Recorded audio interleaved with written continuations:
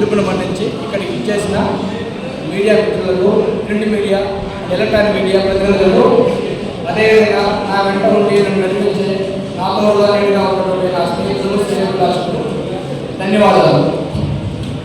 భారతీయ ఎన్నికల వ్యవస్థను doctor BR Ambedkar రాసిన రాజ్యాంగం ప్రతి ఒక్కరికి హక్కులు కల్పించడం జరిగింది. అదేవిధంగా ఈరోజు ఈ ఎన్నికల ప్రభావంలో స్వతంత్ర అభ్యర్థిగా పోటీ చేయడానికి రాజ్యాంగంలో యువతలకి రాజ్యాధికారం అవ్వాలని ఒక సదుద్దేశంతో డాక్టర్ బిఆర్ అంబేద్కర్ రాసినటువంటి రాజ్యాంగం దృష్ట్యా ఈరోజు స్వతంత్ర అభ్యర్థిగా పోటీ చేయడానికి నేను సిద్ధపడ్డాను. ఈ కోవూరు నియోజకవర్గంలో ఇప్పటివరకు అధికారాన్ని చేపట్టినటువంటి పెత్తందారులు, బడుగు బలహీన వర్గాలకు ఎలాంటి సహాయ సహకారాలు అందించిన దాఖలాలు లేవు. అదేవిధంగా దళిత కుటుంబాలు అక్రమ సంపాదన కోసం, అధికారాల కోసం వెంపలాడుతున్నారు తప్ప లేదా బడుగు బలహీన వర్గాల కోసం ఎక్కడ కూడా ఏం కూడా చేసినటువంటి ఆధారాలు లేవు. యువత ఈ రోజుకి కూడా ఉద్యోగాలు లేక మనం ఎందుకు చదువుకున్నాము, మనం చదువుకున్న చదువుకి అసలు అర్థం ఉందా అనే విధంగా తయారైపోవాలి. పరిశ్రమలకి కొన్ని వందల ఎకరాలు ఈ నియోజకవర్గంలో ఉన్నా కానీ పరిశ్రమలు తీసుకురాకుండా నిరుద్యోగం పెంచి పోషిస్తున్నారు. విద్యార్థులకు ఫీజు రియంబర్స్మెంట్లు, స్కాలర్షిప్ రాకుండా ఆగిపోయి ఉన్నాయి. అదేవిధంగా ఈ నియోజకవర్గంలో ప్రజలు కాకుండా చాలా మందికి SC, ST, BC, minorities corporation నిర్వీర్యం చేసి వాళ్ళకి అందవలసినటువంటి ఎలాంటి పథకాలు స్వయం ఉపాధి సహకారం లేకుండా చేస్తూ ఉన్నారు. బడుగు బలహీన వర్గాలకు సంబంధించిన కాలనీలు ఇప్పటికీ శ్మశాన వాటికి లేక కాలువ లేకుండా దుస్తులు కలిగితే మనం చూస్తూనే ఉన్నాం. వీటన్నింటి మీద చరించిన నేను ఒక సాధారణ మనిషిగా ప్రశ్నించే తత్వం ప్రతి ఒక్క యువతలో రావాలనే ఉద్దేశంతో ఈరోజు స్వతంత్ర అభ్యర్థిగా పోటీ చేయదలుచుకున్నాను.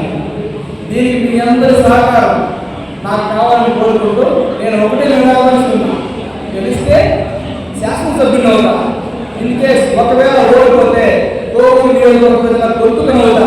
అంతే తప్ప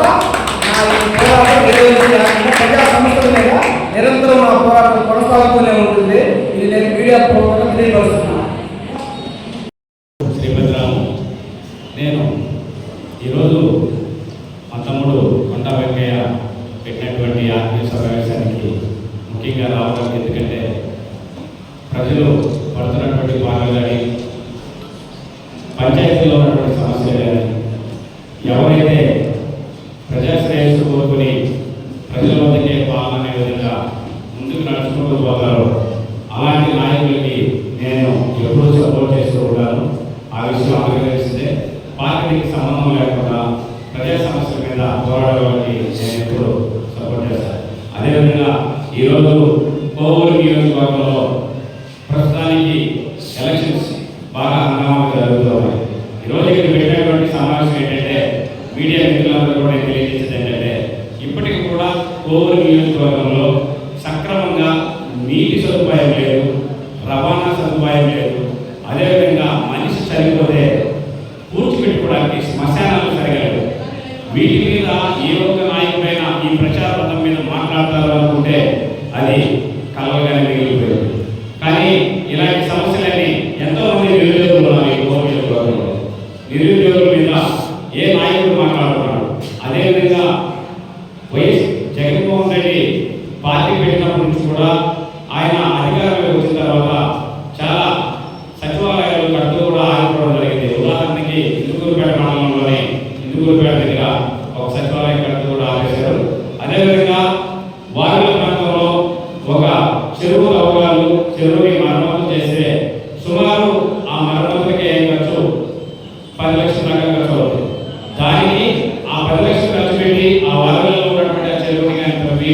దానికి సక్రమంగా నీటిపారుదల కానీ చేస్తే దాని దిగువ ప్రాంతాల్లో ఉన్నటువంటి 500 ఎకరాలు మాగారిగా మారుతుంది. కానీ దాన్ని పట్టించుకున్న ఆలోచన ఇలా కానీ ఏ పార్టీలో కూడా ఎస్సీ ఎస్టీ బీసీ మైనారిటీ కష్టపడిన ఏ ఒక్క నాయకుడికైనా కార్యకర్తకైనా ఒక స్థానమైన కల్పించట్లేదు.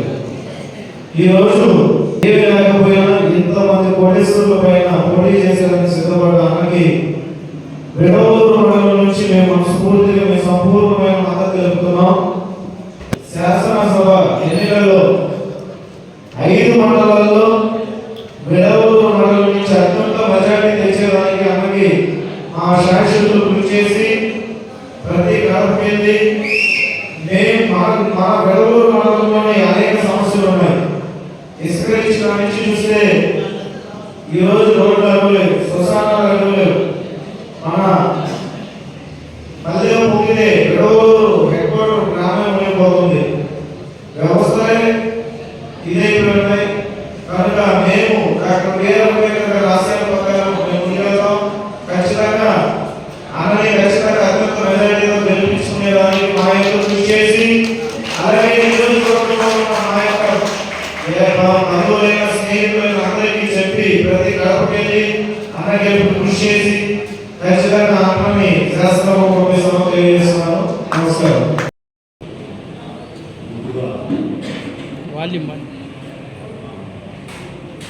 మీడియా సోదరులకి మరియు సోషల్ మీడియా సోదరులకి ఇక్కడ విచ్చేసినటువంటి ఈ కోవిడ్ నియోజకవర్గ అందరికీ పేరు పేరు ఎందుకంటే 75 సంవత్సరాలుగా స్వతంత్రం వచ్చి అయితే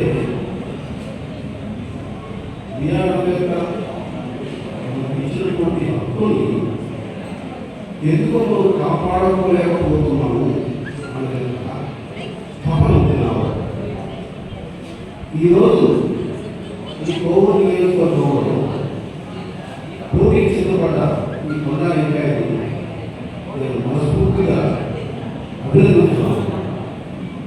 ఎందుకంటే 75 సంవత్సరాల చరిత్ర కలిగిన ఈ భారతదేశంలో ఆంధ్రప్రదేశ్లో ఈరోజులో కోవిడ్ నియోజకవర్గంలో ఒక యువకుడు ఎస్సీ ఎస్టీ మైనారిటీ బీసీ అందరినీ కలుపుకొని ఈ యొక్క కోవిడ్ నియోజకవర్గంలో సమస్యలను పరిష్కారం చేసడానికి కంట్రోల్ పడుతున్నందుకు మొదటికి నా శిరస్సు వచ్చి నమస్కరిస్తున్నాను.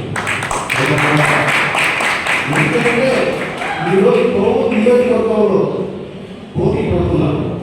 ఎవరండి? పెద్ద పోటీసులు, పెద్ద పోటీసులు. అందులో ఈ కొండా వెంకయ్య అనే ఆయన ఎక్కడో చిన్న రాయి అంటాడు. అయినా ఈ కోవూరు గ్రామ ప్రజల్ని నమ్ముకొని ముందుండి నేను కోవూరు నియోజకవర్గంలో పోటీ చేస్తున్నానన్న విషయం ఇది నెల్లూరు జిల్లాలో ఆంధ్రప్రదేశ్లో చరిత్ర సృష్టిస్తుంది అని నా అభిప్రాయం. ఎందుకంటే ఈరోజు 75 సంవత్సరాల తర్వాత నా చరిత్రలో ముస్లింగా నెల్లూరు టౌన్ సిటీలో ఇచ్చారు. Please subscribe my channel.